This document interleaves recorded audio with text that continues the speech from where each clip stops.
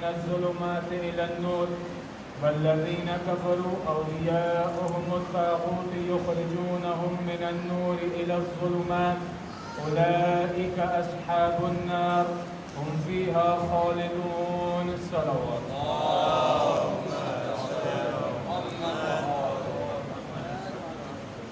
اذان گرامی سامعین قدر، آپ کے سامنے قرآن مجید کی مشہور و معروف آیت مجیدہ کی تلاوت کا شرف حاصل کیا، جسے ہم آیت الکرسی کے نام سے جانتے ہیں۔ خدا ارشاد فرماتا ہے اللہ ولی الذین آمنوا یخرجوہم من الظلمات الی النور والذین کفروا اولیاؤہم الطاغوت یخرجونہم من النور الی الظلمات اولئک اصحاب النار هم فیہا خالدون۔ خدا فرماتا ہے کہ اللہ ولی الذین آمنوا، کہ اللہ ولی ہے ایمان لانے والوں کا، یخرجوہم من الظلمات الی النور، کہ جو اللہ ولی ہے ایمان لانے والوں کا، وہ کیا کرتا ہے کہ وہ مومنوں کو اندھیروں سے روشنی کی جانب لے آتا ہے۔ یخرجوہم من الظلمات الی النور، ظلمات سے روشنی کی جانب، نور کی جانب لے آتا ہے۔ والذین کفروا اولیاؤہم الطاغوت یخرجونہم من النور الی الظلمات، کہا ایک ولی اللہ ہے، دوسرا ولی طاغوت ہے، وہ کیا کرتا ہے یخرجوہم من النور الی الظلمات، وہ کیا کرتا ہے کہ روشنی سے اندھیروں کی جانب لے آتا ہے، کس کو؟ کفار کو۔ اولئک اصحاب النار هم فیہا خالدون، کہ جو روشنی سے اندھیروں کی جانب آ گئے، اولئک اصحاب النار، کہ اب وہ آگ والے ہیں، هم فیہا خالدون، اور ہمیشہ اس آگ میں رہنا ہے۔ حضرات گرامی، اس آیت کے اندر خداوند تعالیٰ نے دو ولایتوں کو بیان کیا، ایک اپنی ولایت کو بیان کیا اور ایک طاغوت کی ولایت کو بیان کیا۔ اپنی ولایت کو بیان کیا مومنوں کے لیے، طاغوت کی ولایت کو بیان کیا کفار کے لیے۔ اپنی ولایت میں بتایا کہ اگر میری ولایت میں آ جاؤ گے تو خداوند تعالیٰ تمہیں اندھیروں سے روشنی کی جانب لے آئے گا، ظلمات سے نور کی جانب لے آئے گا۔ اگر طاغوت کی ولایت میں کفار چلے جائیں گے تو وہ روشنی سے اندھیروں کی جانب آ جائیں گے، ظلمات سے نور سے ظلمات کی جانب چلے جائیں گے۔ اور اگر تم نے میری ولایت کو نہ مانا اور طاغوت کی ولایت میں رہے تو یاد رکھنا طاغوت کی ولایت کا انجام جہنم ہے اور وہ اسی میں رہیں گے۔ یہ آسان سی تشریح آپ کے سامنے بیان کی۔ حضرات گرامی، خداوند تعالیٰ نے اس آیت کے اندر نور کا تذکرہ بھی کیا ہے، نار کا تذکرہ بھی کیا ہے، اور یہاں پر لطف بات یہ ہے کہ نور سے بھی روشنی آتی ہے، آگ سے بھی روشنی آتی ہے، مگر خدا بیان یہ کرنا چاہتا ہے کہ اگر نور کی روشنی چاہیے تو میری ولایت میں آ جاؤ، اگر نار کی روشنی چاہیے تو طاغوت کی ولایت میں چلے جاؤ۔ تو سمجھ میں آیا کہ اللہ نے اپنی ولایت کو اس آیت میں بیان کیا ہے اور اپنی ولایت کے طریقے کو اس آیت میں بیان کیا، اپنی ولایت کے اثر کو اس آیت میں بیان کیا۔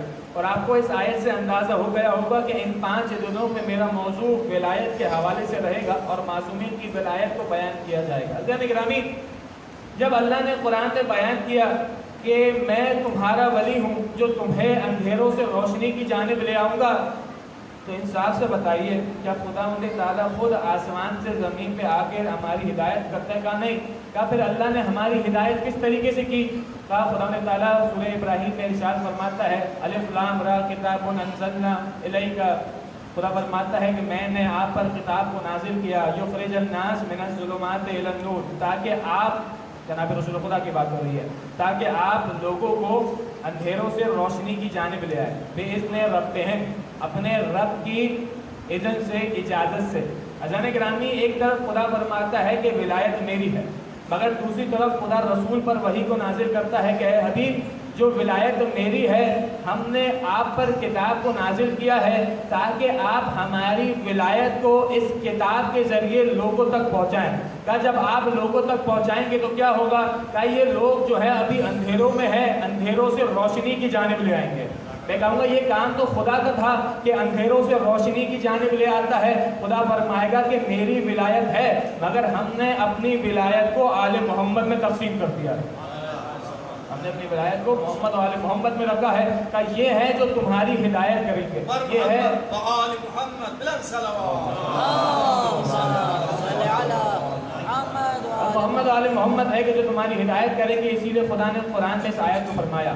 اور خدا نے یہ کہا کہ حبیب ہم نے آپ پہ کتاب کو نازل کیا ہے تاکہ آپ لوگوں کو اندھیروں سے روشنی کی جانب لے آئیں۔ یعنی گرامی توجہ کیجیے گا، خدا نے یہ نہیں کہا کہ ہم نے آپ پر نہیں بلکہ لوگوں پر کتابوں کو نازل کیا ہے تاکہ وہ خود روشنی اندھیروں سے روشنی کی جانب آ جائے، کہا یہ نہیں کہا، بلکہ اپنے حبیب سے کہا حبیب کتاب ہم نے آپ پر نازل کی ہے، اب یہ آپ کی ذمہ داری ہے کہ لوگوں کو اندھیروں سے روشنی کی جانب لے آئے۔ میں کہوں گا خدا یہ تو نے کیوں نہ کہا کہ انسانوں کے لیے کتابوں کو نازل کیا، انسان خود کتاب سے ہدایت حاصل کر لے؟ تو عجب نہیں کہ خدا جواب دے گا کہ میں نے اس آیت میں وضاحت کر دی ہے کہ کبھی یہ نہ کہنا کہ کتاب ہمارے لیے کافی ہے، جب بھی کتاب پڑھو گے تو میرے حبیب کی ضرورت پڑے گی، جب بھی کتاب پڑھو گے تو سمجھنے کے لیے میرے حبیب کی ضرورت پڑے گی۔ حضرت گرامی یہی وجہ ہے کہ خداوند تعالیٰ نے جب اس دنیا میں انسان کو بھیجا تو انسان کے بھیجنے سے پہلے ایک ہادی کو مقرر کیا۔ اس دنیا میں کوئی انسان نہیں تھا، جناب آدم آئے جو ہادی تھے، پھر اللہ نے انسان کو بھیجا تاکہ کوئی انسان یہ نہ کہہ سکے کہ ہمارا ایک لمحہ بھی بغیر ہادی کے گزر گیا، ہمارا ایک لمحہ بھی بغیر ہادی کے گزرا۔ اسی لیے قرآن تعالیٰ کتاب میں ارشاد فرماتا ہے قرآن مجید کے اندر کہ ہم نے اپنے حبیب پر وحی کو نازل کیا اور جناب ابراہیم، جناب موسیٰ، جناب عیسیٰ پر وصیت کو نازل کیا۔ وَأَوْحَيْنَا إِلَيْكَ وَوَصَّيْنَا فِي إِبْرَاهِيمَ وَمُوسَىٰ وَعِيسَىٰ، قرآن کی آیت ہے۔ خدا فرماتا ہے کہ ہم نے اپنے حبیب پر وحی کو نازل کیا، جناب موسیٰ، جناب ابراہیم اور جناب عیسیٰ پر وصیت کو نازل کیا۔ جانے گرامی ہمیں معلوم ہے قرآن کے کوئی الفاظ بھی بغیر مطابقت کے، بغیر مصلحت کے، بغیر بلاغت کے نہیں ہوتے۔ اللہ نے جب اپنے نبی سے مخاطب ہوئے تو فرمایا کہ اے حبیب ہم نے آپ پر وحی کو نازل کیا، لیکن جب باقی اولو العزم رسول سے مخاطب ہوا تو فرمایا اے اولو العزم نبیو ہم نے تم پر وصیت کو نازل کیا۔ یہ جو آیت میں نے آپ کے سامنے قرآن کی پڑھی ہے، اس آیت کے آغاز میں جناب نوح کا تذکرہ ہے، وہ بھی وصیت کے ساتھ ہے۔ کہا کہ ہم نے اپنے رسول پر وحی کو نازل کیا، باقی اولو العزم نبی پر وصیت کو نازل کیا۔ معلوم ہے نا 5 اولو العزم نبی ہیں، کون کون ہے؟ جناب ابراہیم ہے، جناب موسیٰ ہے، جناب عیسیٰ ہے، جناب نوح ہے اور جناب رسول خدا صلی اللہ علیہ وآلہ وسلم۔ اللہ گرامی تو یہ بات سمجھنے کی ہے کہ اللہ نے کیوں اپنے حبیب کے ساتھ لفظ وحی کو استعمال کیا، باقی نبیوں کے ساتھ لفظ وصیت کو استعمال کیا۔ یقین جانیں اگر اللہ نے محمد و آل محمد کا سہارا نہ رکھا ہوتا تو قرآن کا ایک لفظ بھی سمجھ میں نہ آتا۔ امام جعفر صادق علیہ الصلوۃ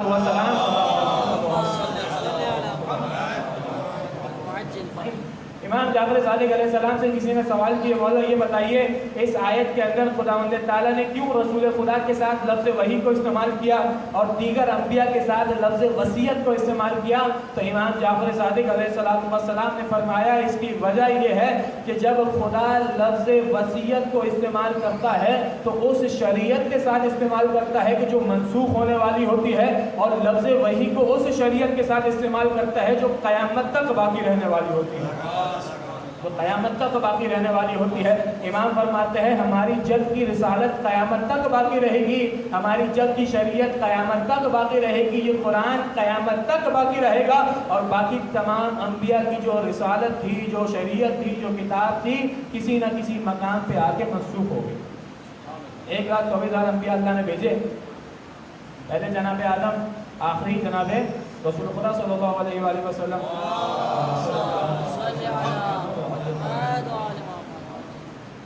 جانے گرامی یہ تقسیم ہم نے پڑھ رکھا ہے، آپ بزرگ ہیں زیادہ بہتر معلوم ہے کہ اللہ نے 1,24,000 انبیاء بھیجے جن میں سے 313 کو رسول بنایا، ان 313 میں سے 5 کو اولو العزم رسول بنایا اور 1 کو خاتم النبیین بنایا۔ اور یہ بات فقط علم اضافے کے لیے بیان کر رہا ہوں، کیا کہ اللہ نے ہر چیزوں میں نسبت رکھی ہے۔ مثال دوں اور سوچیے گا اس مثال کے حوالے سے، تاکہ جو اللہ نے نبی کے بعد رسول بنایا، رسول کے بعد اولو العزم بنایا، اولو العزم کے بعد خاتم النبیین کو منتخب کیا، تو کہا کہ یہ جو رسول ہیں ان رسول اور نبی میں ایک نسبت ہے۔ کیا نسبت ہے؟ کہا کہ جو رسول ہے وہ نبی تو ضرور ہوں گے مگر ہر نبی رسول نہیں ہوگا، اور جو ہے رسول نبی ہوگا مگر ہر نبی رسول نہیں ہوگا، ہر اولو العزم رسول ہوگا مگر ہر رسول اولو العزم رسول نہیں ہوگا۔ توجہ کیجیے گا، خاتم النبیین اولو العزم رسول ہے، مگر ہر اولو العزم رسول جو ہے وہ خاتم النبیین نہیں ہے۔ اللہ نے نسبت رکھی ہے۔ اللہ نے نسبت کیوں رکھی؟ اسی لیے رکھی کہ اللہ نے نبی اور رسول میں ایک فرق رکھا ہے۔ کیا فرق رکھا ہے؟ کہ نبی وہ ہوتا ہے جو دنیا میں آنے کے بعد ہدایت کو انجام دیتا ہے۔ کس طریقے سے؟ اس طریقے سے کہ جو اس کے پچھلے آنے والے رسول نے شریعت کو چھوڑا تھا۔ توجہ کیجیے گا، کہ نبی اور رسول میں فرق کیا ہے؟ کہ نبی وہ ہے جو فقط ہدایت انجام دیتا ہے، اور رسول وہ ہوتا ہے کہ جس پر اللہ شریعت کو نازل کرتا ہے یا کتاب یا صحیفے کو نازل کرتا ہے۔ یہ فرق ہے نبی اور رسول میں۔ مثال دوں، جناب آدم آئے اس دنیا کے اندر، اور جناب آدم نے ایک خاص گروہ میں ہدایت کی۔ جناب آدم کے بعد آئے جناب ابراہیم علیہ السلام۔ جناب ابراہیم پر اللہ نے کتاب کو نازل کیا، اور جو ہے کتاب کو نازل کیا، شریعت بھیجی، اور جناب ابراہیم نے کتاب کی جو صحیفہ نازل کیا تھا، جو شریعت بیان کی تھی، اس کی تعلیمات پھیلانا شروع کی۔ کہ جناب ابراہیم اس دنیا سے رخصت ہو گئے، اللہ نے دیگر انبیاء کو بھیجا۔ ان انبیاء نے کیا کیا؟ جناب ابراہیم کے صحیفے پر عمل کروانا شروع کیا۔ اپنی شریعت بیان نہیں کی، بلکہ جناب ابراہیم کی شریعت کو آگے پہنچایا، جناب ابراہیم کے صحیفے کی تعلیمات کو آگے پہنچایا۔ کہ جناب ابراہیم کے پاس آئے جناب موسیٰ، کہ کتنے سال بعد؟ 2000 سال بعد جناب موسیٰ آئے۔ اب جناب موسیٰ پہ اللہ نے کتاب کو نازل کیا، توریت کو نازل کیا، شریعت کو نازل کیا۔ اب جناب موسیٰ نے کیا کیا کہ جناب ابراہیم کی موجودہ شریعت کو، موجودہ کتاب کو منسوخ کر دیا اللہ کے حکم سے، اور توریت کی تعلیمات کو آگے بڑھانا شروع کیا۔ اس شریعت کو جو اللہ نے جناب موسیٰ پہ نازل کی تھی، اسے آگے بڑھانا شروع کیا۔ کیا جناب موسیٰ اس دنیا سے رخصت ہو گئے، باقی انبیاء آئے، باقی انبیاء نے جناب موسیٰ کی شریعت کو آگے بڑھایا، جناب موسیٰ کی کتاب کی تعلیمات کو آگے بڑھایا۔ کہ جناب موسیٰ اس دنیا سے چلے گئے، 1500 سال بعد جناب عیسیٰ آئے۔ جناب عیسیٰ جن پر اللہ نے کتاب کو نازل کیا ہے، شریعت کو عطا کیا ہے، انجیل نازل ہوئی ہے، جناب عیسیٰ نے کیا کیا؟ جناب عیسیٰ نے جناب موسیٰ کی موجودہ کتاب کو، شریعت کو منسوخ کر دیا بإذن رب، اور اپنی کتاب کی تعلیمات کو بیان کرنا شروع کیا، اپنی کتاب کی تعلیمات کو پھیلانا شروع کیا۔ کہ جناب عیسیٰ کے اٹھ جانے کے بعد اللہ نے 500 اوصیاء بھیجے۔ سمجھو کیجیے گا، اللہ نے 500 اوصیاء بھیجے۔ ان 500 اوصیاء نے جناب عیسیٰ کی تعلیمات کو آگے بڑھایا، اور روایتوں کے جملے ہیں کہ ان 500 اوصیاء میں سے آخری 2 وصی ایک جناب عبد المطلب ہے اور ایک جناب ابو طالب ہے، ایک جناب ابو طالب ہے۔ اور اگر اب کوئی جناب ابو طالب کی ایمان کے حوالے سے سوال کرے تو انہیں کہہ دینا کہ یاد رکھو جو نبی کا وصی ہوتا ہے وہ کبھی کافر نہیں ہوتا، نبی کا وصی کبھی کافر نہیں ہو سکتا۔ اللہ نے گرامی، تو یہ سلسلہ رہا ہدایت کا۔ اور توجہ کیجئے، جو بات میں نے آپ کے سامنے سلسلہ وار بیان کی ہے، انصاف سے بتائیے، اس میں سے کوئی ایک لمحہ بھی ایسا تھا کہ جو لمحہ بغیر ہادی کے رہ گیا ہو؟ کوئی ایک لمحہ، کوئی ایک ایسا مقام ہو کہ جو بغیر ہادی کے رہ گیا ہو؟ جب جناب آدم کے بعد جناب ابراہیم، جناب موسیٰ، جناب عیسیٰ آئے تو ان کے درمیان اللہ نے نبیوں کو بھیجا، جناب عیسیٰ کے بعد اوصیاء کو بھیجا، اور ایک لمحہ بھی بغیر ہادی کے گزرنے نہیں دیا، ایک لمحہ بھی بغیر ہادی کے گزرنے نہیں دیا۔ اب آپ تصور کیجئے اسی حدیث کو امام جعفر صادق کی، کہ کیا فرماتے ہیں کہ اللہ لفظ وصیت دیگر انبیاء کے ساتھ اس لیے استعمال کرتا ہے کہ ان کی شریعت منسوخ ہونے والی ہوتی ہے، اور اپنے حبیب کے ساتھ لفظ وحی کو اس لیے استعمال کیا کہ ان کی شریعت تا قیامت رہنے والی ہے۔ تو اب انصاف سے بتائیے، جب اللہ منسوخ ہو جانے والی شریعت کا ایک لمحہ بھی بغیر ہادی کے گزرنے نہیں دیتا، تو جو شریعت قیامت تک باقی رہنے والی ہے اس کے لمحات بغیر ہادی کے کیسے ہو سکتے ہیں؟ شریعت قیامت تک، جو قرآن قیامت تک باقی رہنے والا ہے، یقیناً رسول خدا جب اس دنیا سے گئے تو آج تک کوئی نہ کوئی ہادی تو موجود ہے نا۔ اور فقط یہ اہل تشریح کا شرف ہے کہ وہ کہتے ہیں کہ آج بھی ہمارے ہادی پردہ غیبت میں موجود ہیں۔ محمد و آل محمد بلند سلام۔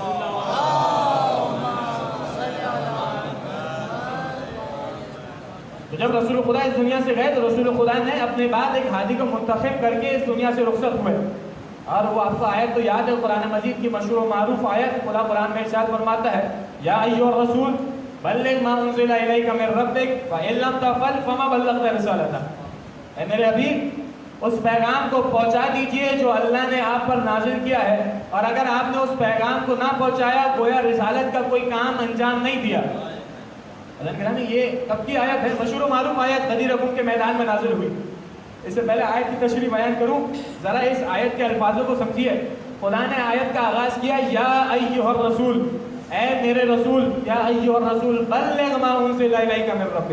حضرت گرامی اللہ نے آیت کا آغاز یا الف یا سے کیا، یا حرف ندا.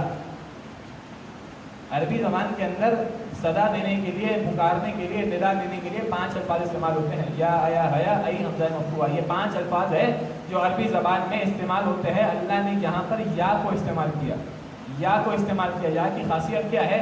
یا قریب کے لیے بھی استعمال ہوتا ہے، دور کے لیے بھی استعمال ہوتا ہے. گویا خدا یہ کہنا چاہ رہا ہے کہ جب میں قرآن کے اندر یا رسول اللہ کہہ رہا ہوں تو یا رسول اللہ کہنا بدعت کیسے ہو سکتا ہے؟ میں قرآن میں کہہ رہا ہوں. اور عجیب بات ہے کہ اللہ نے جب پکارنے کے الفاظ کو چنا تو فقط عربی زبان میں 5 الفاظ رکھے. گویا خدا یہ کہنا چاہ رہا ہے کہ جب بھی کسی کو پکارو تو 5 کے وسیلے سے پکارا کرو، 5 کے وسیلے سے پکارا کرو. یا ایھا الرسول، اور یہ یا اور رسول کے درمیان ایھا ایک لفظ موجود ہے، اور جو ہے نا یا اور رسول کے درمیان لفظ ایھا موجود ہے. اور یہ لفظ ایھا کیوں آیا؟ کا اس لیے آیا کہ یا جو ہے وہ رسول پہ الف لام کے ساتھ داخل نہیں ہو سکتا. اور رسول ہے، اگر ذرا توجہ کریں آیت کو اپنے ذہن پہ لائیں تو یا ایھا الرسول ہے، الف لام را سین واو لام، رسول پہ الف لام کو داخل کیا گیا ہے. کہ یا جو ہے وہ الف لام پہ داخل نہیں ہو سکتا، اس لیے اللہ نے درمیان میں ایھا کو استعمال کیا. گویا سمجھ میں آیا کہ جب اللہ یہ کہہ رہا ہے کہ میں نے قرآن کے الفاظ کے درمیان وسیلے کو رکھا ہے تو تم دنیا کے اندر کس طریقے سے وسیلے کا انکار کر سکتے ہو؟ لیکن قرآن کے الفاظوں کے اندر وسیلے کو رکھا. یا ایھا الرسول بلغ ما انزل الیک من ربک، اے رسول پہنچا دیجئے ما انزل الیک من ربک، جو اللہ نے آپ پر نازل کیا تھا.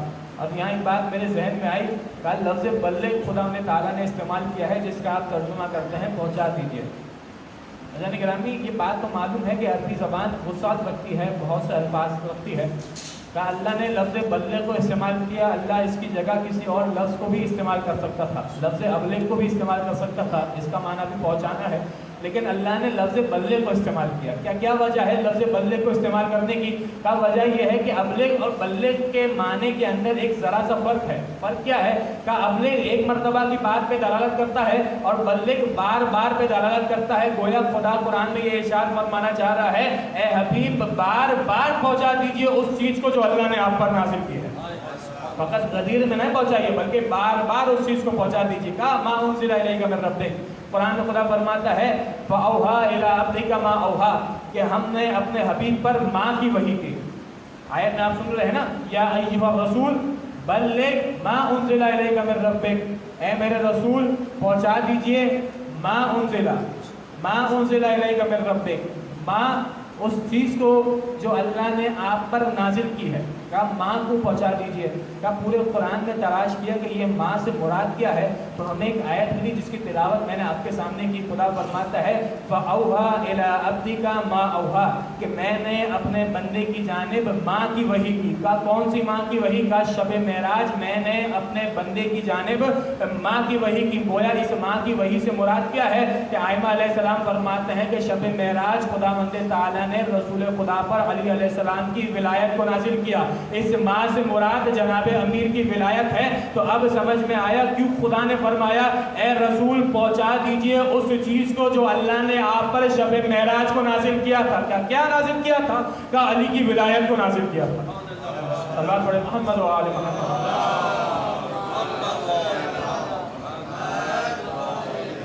محمد و آل محمد بلند صلوات.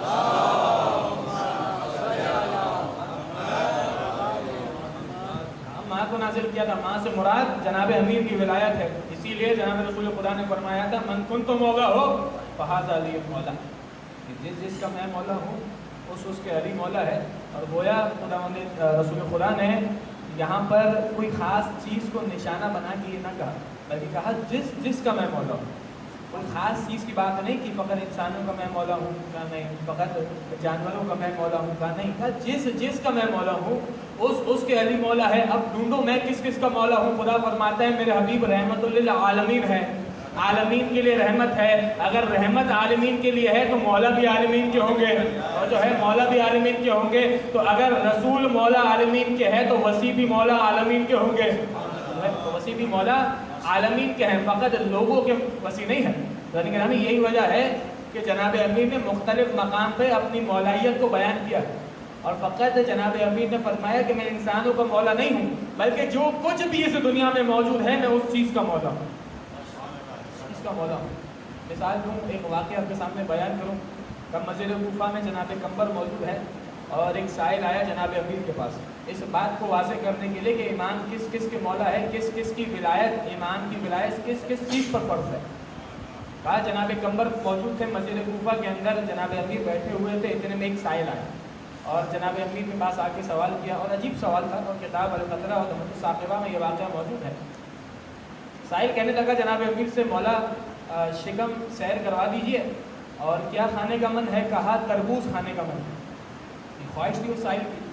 مولا نے جناب قمبر کو دہن دیے، اے قمبر جاؤ بازار اور ذرا تربوز لے آؤ، جتنے بھی ان دنوں میں تربوز آتے ہیں لے آؤ۔ جناب قمبر گئے بازار، 3 تربوز جناب قمبر لے آئے۔ کب پہلے تربوز کو کاٹا، جناب قمبر نے چکھا تو فرمایا مولا یہ بڑا بد ذائقہ ہے، اس کا کوئی ذائقہ موجود نہیں ہے، بڑا بد ذائقہ ہے۔ امام نے فرمایا اس تربوز کو الگ کر دو، دوسرا تربوز کاٹو۔ جناب قمبر نے دوسرا تربوز کاٹا اور جیسے ہی چکھا تو فرمایا مولا بڑا کڑوا ہے، ذائقہ اس میں بھی نہیں ہے۔ مولا نے کہا اس دوسرے کو بھی الگ رکھ دو۔ کہا تیسرا تربوز کاٹا، تیسرا تربوز کاٹا تو اس تیسرے تربوز میں کیڑے موجود تھے۔ مولا نے فرمایا اس تیسرے تربوز کو بھی الگ رکھ دو۔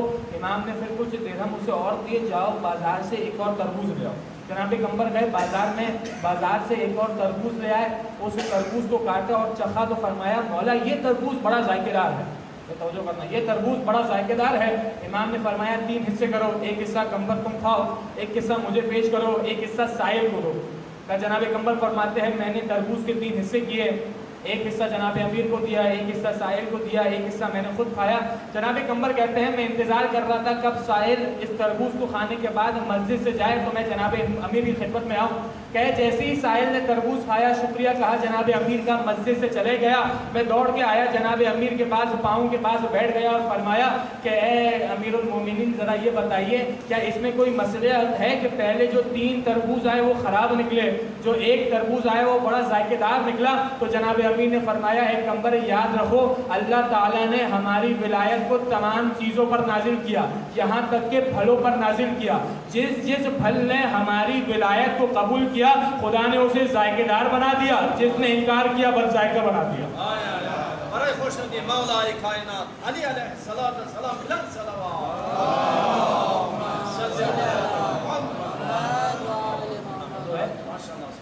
ولایت کو پھلوں پر بھی نازل کیا، اور روایت موجود ہے کہ ولایت کو پانی پر بھی نازل کیا، جس نے ولایت کو قبول کیا پینے کے قابل بنا دیا، انکار کیا بد ذائقہ بنا دیا۔ یہ ولایت ہر چیز پر نازل ہوئی ہے۔ اس سے بڑی بات کہوں کہ یہ ولایت فقط چیزوں پر نہیں بلکہ انبیاء پر بھی نازل ہوئی ہے۔ جس نے رسول کی رسالت اور علی کی ولایت پر نازل کیا خدا نے فقط اسے ہی نبی بنایا،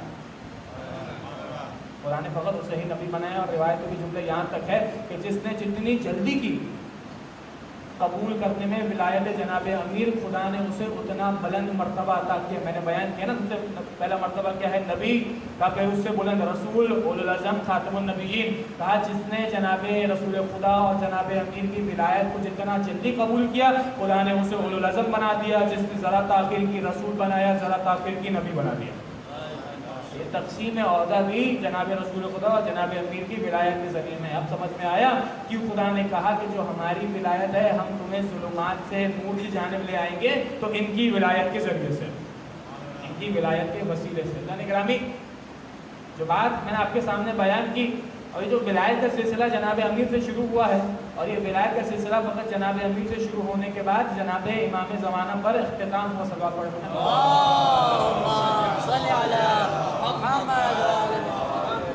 جیسے پہلے ہیں ویسے ہی آخری ہیں، جیسے آخری ہیں ویسے ہی اوسط ہیں۔ اسی لیے رسول خدا نے بیان کیا نا اولنا محمد، آخرنا محمد، اوسطنا محمد، کلنا محمد، کہ جیسی میری ولایت ہے ویسے پہلے کی ولایت ہے، جیسی آخری کی ولایت ہے ویسے ہی اوسط کی ولایت ہے، ویسے ہی تمام کے تمام کی ولایت ہے، تمام کے تمام محمد ہیں۔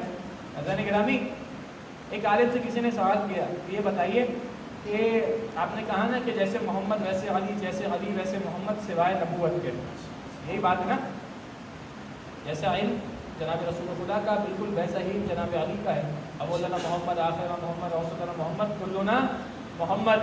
سوال کیا یہ بتائیے کہ اگر جیسے محمد ویسے علی، جیسے علی ویسے محمد، تو کیوں رسول خدا نے یہ نہیں کہا، کیوں معصوم نے یہ نہیں کہا کہ اولنا علی، آخرنا علی، اوسطنا علی، کلنا علی؟ یہ کیوں کہا کہ اولنا محمد، آخرنا محمد، اوسطنا محمد، کلنا محمد؟ تو ان عالم نے بڑا لطیف جواب دیا اور فرمایا یاد رکھو اس دنیا کو، اس امت کو فقط ایک علی برداشت نہیں ہے. اگر رسول 12 علی کہتے تو یہ امت کیسے برداشت کرتی؟ ایک علی برداشت نہ ہوا، 12 علی کا نام لیتے تو کیسے برداشت کرتی؟ اللہ نے گرامی تو سمجھ میں آیا کہ جیسی ولایت جناب امیر کی ہے ویسی ہی باقی ائمہ طاہرین کی ہے. اور چونکہ آج شب شہادت امام علی رضا علیہ السلام ہے، صلی اللہ علیہ وسلم، تو حدیثاً چند باتیں امام رضا کے حوالے سے اسی ولایت کے موضوع میں بیان کرنی تھی. میں کیا فرمایا کہ جیسی ہی ولایت پہلے کی ہے ویسی ہی چوتھے علی کی ہے، ویسی ہی 8ویں علی کی ہے، ویسی ہی 10ویں علی کی ہے. معلوم ہے نا؟ بلکہ یہ جناب امام رضا علیہ السلام اولاد ہے جناب امیر کی، جناب زہرا کی، اور ویسی ہی ولایت رکھتے ہیں جیسے جناب امیر رکھتے ہیں، ویسے ہی حکومت رکھتے ہیں. اگر جناب امیر بادلوں کو زمین سے منگوا سکتے ہیں تو یہ بادلوں کو آسمان سے برسا سکتے ہیں. معلوم ہے وہ واقعہ کہ جب اس زمانے کے اندر شہر طوس کے اندر بارش نہیں ہو رہی تھی، قحط پڑ چکا تھا، تو مامون نے تمام ان موسمیات کے افراد کو بلایا اور فلکیات کے افراد کو بلایا اور کہا کہ بتاؤ یہ بارش ہوگی یا نہیں ہوگی؟ تو وہ کہنے لگے کہ بارش کا کوئی امکان نہیں ہے. اور اس وقت کے افراد جو ہے وہ آج کی موسمیات کے افراد سے زیادہ قابل تھے. وجہ کیا تھی؟ آج کے افراد تو مشینیں استعمال کر کے بتاتے ہیں، اس وقت کے افراد آنکھوں دیکھ کر بتا دیا کرتے تھے. اب بارش کا کوئی امکان ہی نہیں ہے، بارش ہو ہی نہیں سکتی. مامون کہتا ہے بڑا اچھا موقع ہے. کیا موقع ہے؟ کہ آج جو ہے وہ امام رضا کا امتحان ہو گیا، کہ آج جو ہے ان کے چاہنے والوں کا عقیدہ امام سے کم کیا جا سکتا ہے. تم کہہ رہے ہو بارش نہیں ہو سکتی، نہیں ہو سکتی، تو آج ایک کام کرتے ہیں کہ امام رضا سے خواہش کرتے ہیں کہ وہ بارش کروا دیں. وہ چلے تھے امام کا امتحان لینے کے لیے، چلے گئے مامون کے قاصد امام کے پاس اور کہا کہ وہ پیغام دے رہے ہیں کہ آپ جو ہے وہ امام کا فرمائیے، امام سے کہیے کہ آج جو ہے وہ بارش برسا دیں.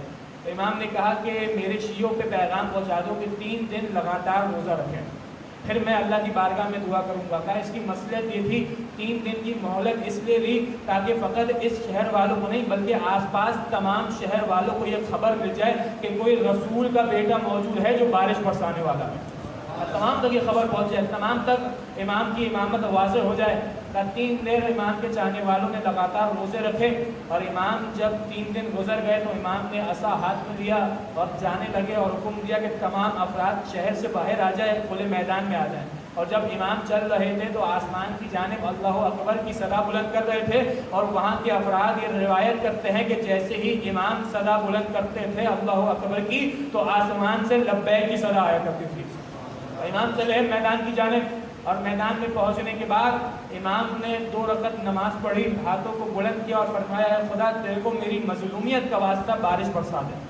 پھر امام نے خطبہ انجام دیا اور جیسے ہی خطبہ دے رہے تھے اچانک ایک بادل اس جانب آیا. تمام افراد اس بادل کو دیکھ کے اس کی جانب جانے لگے تو امام نے فرمایا ذرا ٹھہر جاؤ، یہ بادل تمہارے لیے نہیں ہے بلکہ فلاں شہر کے لیے ہے، ابھی تمہارا بادل آتا ہوگا. کہ اتنی دیر میں دوسرے چند بادل آئے. امام نے فرمایا اپنے گھروں کو لوٹ جاؤ، یہ تمہارے شہر کے بادل ہیں جو ابھی تمہارے شہر میں برسیں گے. اذان گرامی جیسے ہی بادل آئے گرج چمک ہوئی، بارش برسنا شروع ہوئی. مامون نے دیکھا تو جیسے ہی مامون نے دیکھا تو فوراً اس کے ساتھی نے، اس کے وزیر نے کہا کہ اے مامون تجھے معلوم ہے نا کہ یہ امام کی دعا کا اثر ہے کہ آج بارش ہو رہی ہے.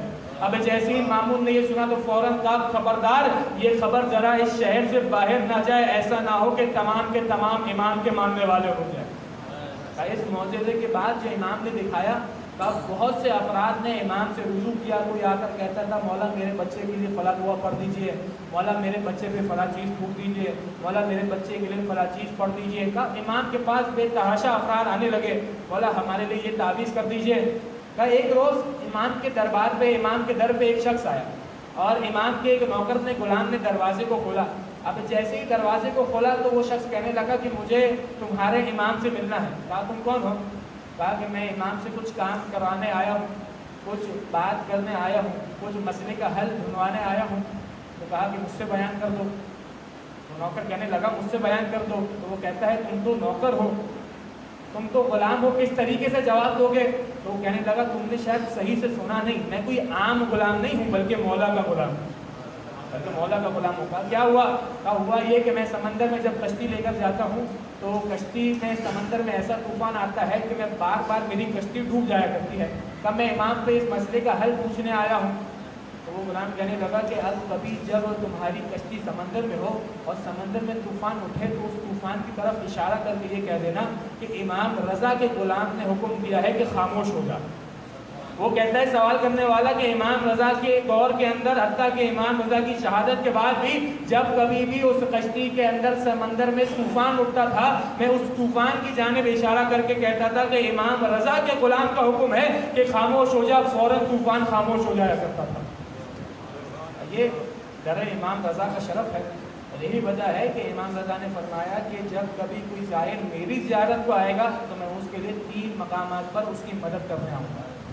وہ 3 مقامات کون سے ہیں؟ پہلا مقام قبر میں، جب منکر و نکیر اس زائر سے سوال کر رہے ہوں گے کہ اس وقت میں اپنے چاہنے والے کی مدد کرنے آؤں گا، میں اپنے زائر کی مدد کرنے آؤں گا. اور دوسرا مقام اس وقت جب قیامت کے میدان میں نامہ اعمال تقسیم کیے جائیں گے میں اپنے زائر کے پاس آ کر اس کی مدد کروں گا. اور تیسرا وقت کون سا ہے؟ کہ وہ وقت ہے کہ جب صراط مستقیم پر، پل صراط پر جب میرا زائر گزر رہا ہوگا تو میں اپنے زائر کی مدد کرنے آؤں گا اور اس پل سے اپنے زائر کو گزار دوں گا. یہ امام کی زیارت کا شرف ہے. اور یاد رکھیے گا کہ یہ جو زیارت کے لیے ہم جاتے ہیں نا، یہ اصل آغاز اس چیز کا امام رضا کے زمانے سے ہی ہوا ہے. امام رضا مدینے سے بہت دور تھے اور بہت سے افراد فاصلے بنا کر مدینے سے امام کی زیارت کو آیا کرتے تھے. یہ سلسلہ اس وقت سے شروع ہوا. اور یقین جانیے بہت سے افراد نے امام رضا کی زیارت کی. چونکہ امام رضا اس وقت اس جگہ کے ایک گورنر بھی تھے، وزیر بھی تھے، تو بہت سے افراد کو اجازت تھی کہ امام رضا سے ملاقات کر سکے. اور یاد رکھیے ان تمام افراد نے، چاہنے والوں نے، بہت سے اکثر افراد نے امام رضا کی زیارت کی ہے. مگر 2 شخصیات ایسی ہیں کہ جنہوں نے امام رضا کی زیارت کرنا چاہی مگر زندگی میں زیارت نہ کر سکے. 2 شخصیات کون سی ہے؟ کا ایک بہن ہے معصومہ قوم اور ایک بیٹا ہے محمد تقی. اگر معلوم ہے کہ جب امام رضا مدینے سے جا رہے تھے نا اور مدینے سے امام رضا کو لے کے جایا جا رہا تھا تو ہر معصوم کی ایک روش رہی ہے کہ جب بھی مدینہ چھوڑتے ہیں نا تو رسول خدا کی قبر کا طواف کرتے ہیں، نانا کی قبر کا طواف کرتے ہیں. اور معلوم ہے نا کہ جب مولا حسین بھی مدینے سے رخصت ہو رہے تھے تو نانا کی قبر مبارک پہ گئے تھے اور جب قافلے کو تیار کیا تھا تو ان کے چچا جناب عبداللہ آ کر فرمانے لگے اے بیٹا حسین آپ زیارت پہ تو آپ جا تو رہے ہیں کربلا کی جانب شہید ہونے کے لیے، مگر اے بیٹا حسین میں چاہتا ہوں کہ آپ اپنے ساتھ جناب زینب کو نہ لے جائیں، آپ عورتوں کو، خواتین کو اپنے ساتھ نہ لے جائیں. پر جیسے ہی جناب عبداللہ نے کہا نا جناب زینب تک یہ آواز گئی اور فوراً جناب زینب نے فرمایا ہے عبداللہ کیا آپ یہ چاہتے ہیں کہ زینب آج بھی رخصت ہو جائے؟ زینب حسین کے بغیر نہیں رہ سکتی. کا ہر امام کا طریقہ ہے کہ جب بھی مدینہ رخصت ہوتے ہیں تو ہمیشہ رسول خدا کی قبر کا طواف کرتے ہیں. جب مولا رضا رسول خدا کی قبر کا طواف کر کے آئے نا کا ایک 4 سال کا بچہ تھا جو زمین پر بیٹھا ہوا تھا، مولا امام رضا کی اولاد میں سے کا امام رضا کے بیٹے تھے. کا انہوں نے کیا کیا؟ کا ایک مٹھی خاک لی، اپنے سر پہ ڈالنا شروع کیا اور فرمانے لگے بابا آج مجھے یقین ہو گیا ہے کہ چند سالوں بعد میں یتیم ہو جاؤں گا. ازاداروں معلوم ہے کہ یہ خاک جب سر پہ ڈالی جاتی ہے نا تو بچہ سمجھ جایا کرتا ہے کہ وہ یتیم ہونے والا ہے. معلوم ہے ایک مقام پر ایک چھوٹی بچی کے سر پہ بھی خاک ڈالی گئی تھی اور وہ بچی بھی سمجھ گئی تھی کہ کچھ وقت بعد میں یتیم ہو جاؤں گی. ازاداروں معلوم ہے نا جب مولا حسین میدان کی جانب جا رہے تھے اور سواری پہ سوار تھے اور گھوڑے کو ایڑ لگاتے تھے تو وہ زلجنا آگے نہیں بڑھتا تھا. اب جیسے ہی دیکھا زلجنا آگے نہیں بڑھتا ہے تو مولا حسین نے زلجنا کی باہوں میں ہاتھ ڈالا اور فرمایا اے زلجنا میں جانتا ہوں تو بھی پیاسا ہے، تو بھی 3 دن کا پیاسا ہے. اے زلجنا حسین تجھ سے وعدہ کرتے ہیں کہ یہ تیری آخری تکلیف ہوگی بلکہ یہ تیری مکمل تکلیف بھی نہ ہوگی، فقط حسین کو میدان تک پہنچا دے، پھر کبھی سے کو تکلیف نہ دیں گے۔ عزادارہ معلوم ہے ذوالجناح نے اپنے سر کو جھکایا، اپنے پیروں کی جانب اشارہ کیا۔ اب جیسے ہی مولا حسین نے پیروں کی جانب دیکھا تو کیا دیکھتے ہیں، ایک ننگی سی بچی ہے جو ذوالجناح کے پیروں سے لپٹی ہوئی ہے اور کہہ رہی ہے ذوالجناح اب میرے بابا کو میدان نہ لے جا، جو بھی میدان جاتا ہے واپس نہیں آتا۔ امام حسین ذوالجناح سے نیچے اترے ہیں، اس بچی کو آغوش میں دیا اور کہا سکینہ آپ کے بابا آپ کے لیے پانی لینے جاتے ہیں، بابا کو جانے کی اجازت دیجیے۔ جناب سکینہ نے فرمایا بابا چچا عباس بھی یہ کہہ کر میدان گئے تھے مگر اب تک واپس نہ آئے۔ امام حسین نے جناب زینب کو آغوش میں لیا، نہ جانے کتنے دنوں کی جاگی ہوئی بی بی تھی، اب جیسے ہی آغوش میں آئی ہے نا جناب سکینہ حالت خواب میں چلی گئی۔ اب جیسے ہی حالت خواب سے بیدار ہوئی نا فوراً بابا کی آغوش کے اتر کے کہنے لگی بابا سکینہ آپ کو اجازت دیتی ہے کہ آپ میدان کی جانب چلے جائیے۔ امام حسین فرماتے ہیں بیٹی ابھی تو بابا کو روکتی تھی ابھی اجازت دیتی ہو؟ جناب سکینہ فرماتی ہے بابا خواب میں دادی زہرا آئی تھی، دادی فرما رہی تھی بیٹی سکینہ اس وقت کے لیے چکیاں پیس کر پالا تھا، ارے میرے بیٹے کو نہ روک۔ عزادارہ معلوم ہے جیسے ہی مولا حسین جانے لگے نا جناب سکینہ نے بابا کو روکا اور فرمایا بابا مجھے معلوم ہے آپ بتایا کرتے ہیں کہ شریعت کے اندر بیٹوں کے ساتھ بیٹیوں کا بھی کچھ حق ہوا کرتا ہے، بابا آپ علی اکبر کو اپنے ساتھ لے گئے، علی اصغر کو اپنے ساتھ لے گئے، بابا میرے حصے میں کیا آیا؟ امام حسین علیہ السلام کربلا کی ریت پر بیٹھ گئے اور مٹی سے تشریف فرما ہوئے، ایک مٹھی تھام اٹھائی جناب سکینہ کے سر پہ ڈالی اور فرمایا اے بیٹی سکینہ آپ کے حصے میں یتیمی آئی ہے، آپ کے حصے میں یتیمی آئی ہے، آپ کے حصے میں تماچوں کے نشان آئے ہیں۔ عزادارہ معلوم ہے جب امام رضا دربار میں گئے ہیں نا مامون کے اور جب واپس آئے تو امام کا صحابی موجود تھا، امام نے فرمایا مجھ سے کچھ سوال نہ کرنا، مجھے زہر دے دیا گیا ہے، میں فلاں حجرے میں جا رہا ہوں، عنقریب میرا بیٹا میرے پاس آنے والا ہے۔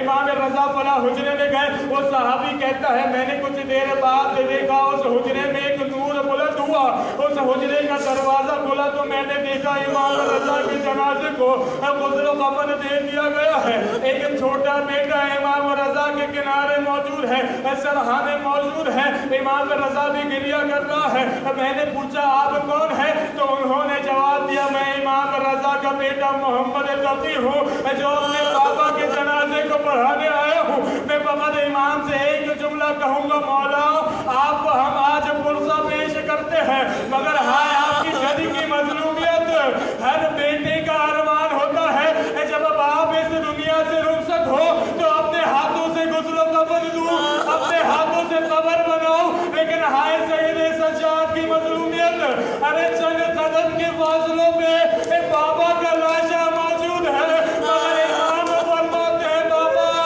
کیا کروں ہاتھوں میں ہتھکڑیاں ہے، پاؤں میں زنجیریں ہیں، گلے میں توق ہے، ارے زینب ام کلثوم بغیر پردے کے موجود۔ لعنت اللہ علی القوم الظالمین وسيعلم الذين ظلموا أي منقلب ينقلبون۔